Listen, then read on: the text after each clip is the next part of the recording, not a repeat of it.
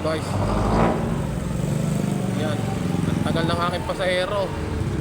Napuko siya dito sa bayan ng Bay. Bay pa rin naman, Puy-Puy, kaso ang tagal niya sagutin yung tawag ko guys. Dito na ako sa destination niya. Nakakailan tawag na ako, 5 na yata. Hindi pa na sinasagot. Pero hintay tayo guys.